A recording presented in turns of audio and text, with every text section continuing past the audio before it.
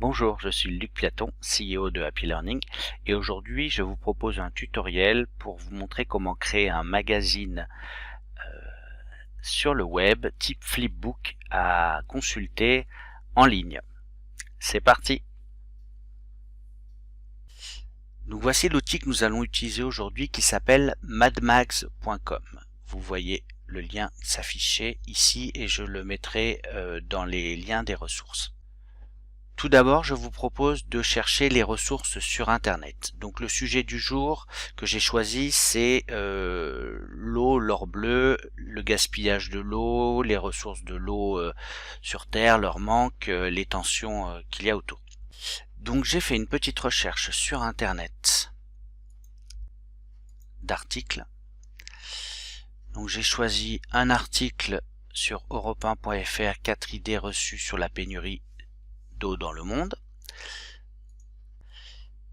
Un article d'Afrique Renouveau sur le manque d'eau et les morts en Afrique subsaharienne avec des ressources de l'UNICEF. Et en dernier lieu, un article de Géo sur l'eau et le gaspillage qui donne des petits conseils pratiques à la fin sur la manière de protéger notre ressource en eau. Première chose à faire, trouver des photos d'illustration pour notre magazine. J'ai choisi le site d'images gratuite stocksnap.io. Et donc ce que je vous conseille de faire, et je vous mettrai aussi une ressource sur demande, c'est de vous créer un template de crédit photo, car bien que ces photos soient en libre accès, c'est quand même conseillé de citer le photographe et de rendre à César ce qui appartient à César. Donc j'ai créé un template de crédit photo sur PowerPoint.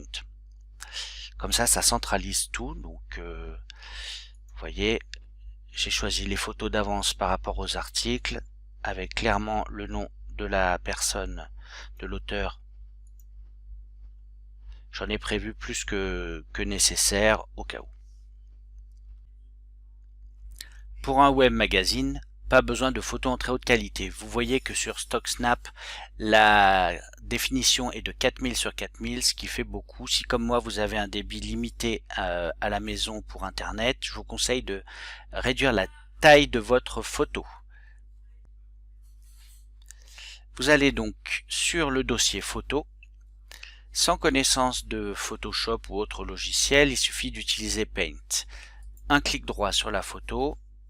Ouvrir avec Paint. Là, la photo, on clique sur redimensionner. Vous vérifiez bien que vous êtes en pourcentage et pas en pixels. On va mettre par exemple une réduction à 25%. On appuie sur OK et il suffit d'enregistrer la photo et de l'utiliser. Commençons maintenant à créer notre web magazine. Donc MadMags demande une inscription avec adresse mail ou avec un compte Google. Nous allons cliquer sur Create a Mag ou Create My Magazine, comme vous souhaitez. Vous voyez plusieurs templates de disponibles. Ils sont tous payants sauf le premier que je vous invite à choisir. Le titre, l'eau, l'or bleu, problème de ressources en eau.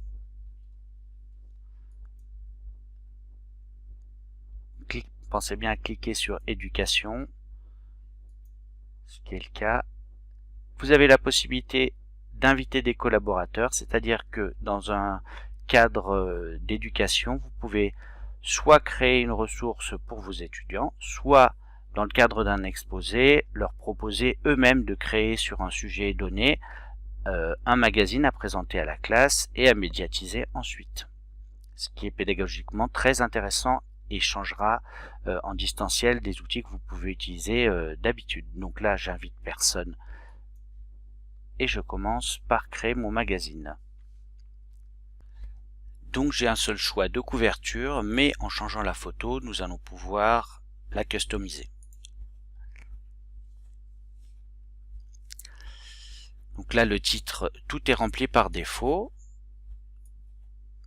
On va écrire le titre du magazine, l'or bleu. Les autres champs,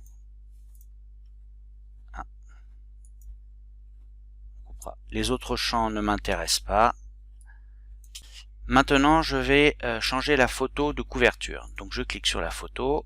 On me propose soit à partir d'un site internet de rentrer directement l'adresse URL de la photo, soit de la choisir comme je l'ai fait sur un dossier avec les photos directement enregistrées. Je clique sur la photo que j'ai choisie, je valide. Il me propose de recadrer l'image par rapport à la mise en page du magazine. Là, ça me convient, donc je valide. Je peux très bien même d'ailleurs mettre classe de 5e, par exemple. Maintenant, je vais ajouter des pages au magazine. Je vais sur la vue d'ensemble du magazine, je clique sur ajouter une nouvelle page au magazine. Donc là, vous voyez, il y a possibilité de mettre soit un sommaire au magazine, soit de faire un édito comme dans un vrai magazine. Je choisis d'aller directement dans les articles. Et vous voyez que là, vous avez plusieurs templates, donc vraiment de quoi choisir une mise en page appropriée, certaines avec beaucoup d'images, très peu de texte, certaines l'inverse avec pas d'image et beaucoup de texte, ou un compromis entre les deux. J'ai choisi la mise en page suivante. Je clique sur valider.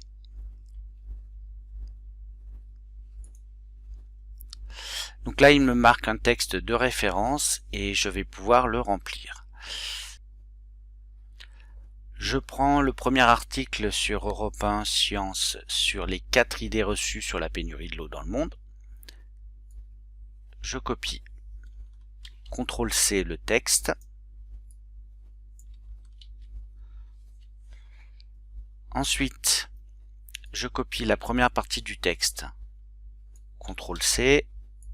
Je vais dans l'article, CTRL-V pour remplacer. Donc là, vous voyez que le texte est beaucoup trop long pour rentrer sur la page. C'est pas grave.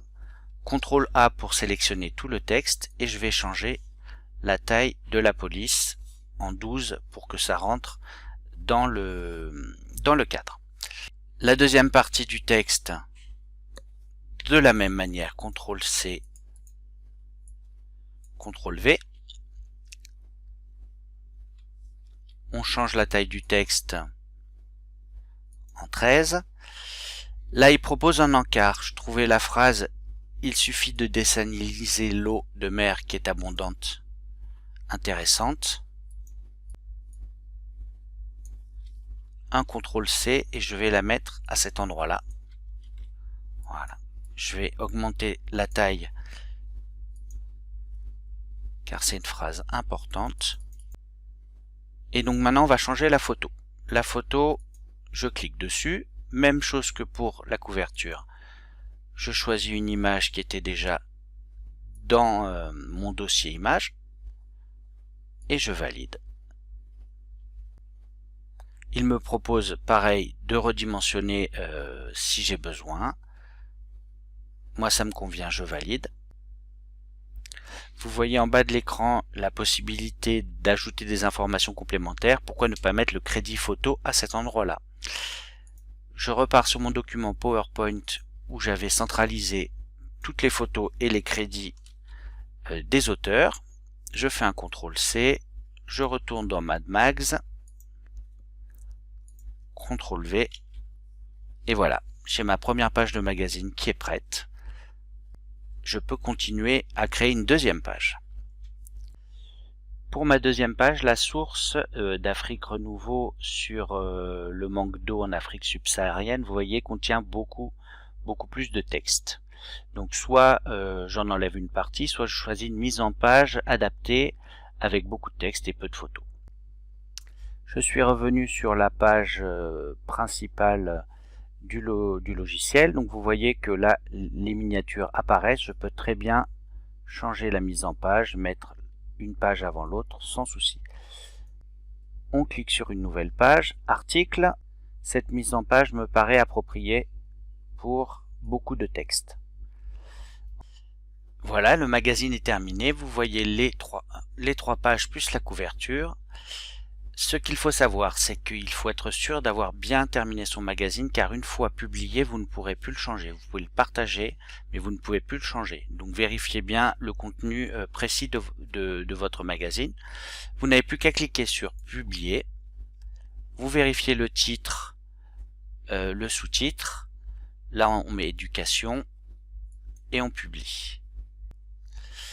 Vous voici sur le dashboard de votre magazine, avec le titre, la couverture. Donc vous avez le lien direct ici à copier-coller et à envoyer par le moyen de votre choix.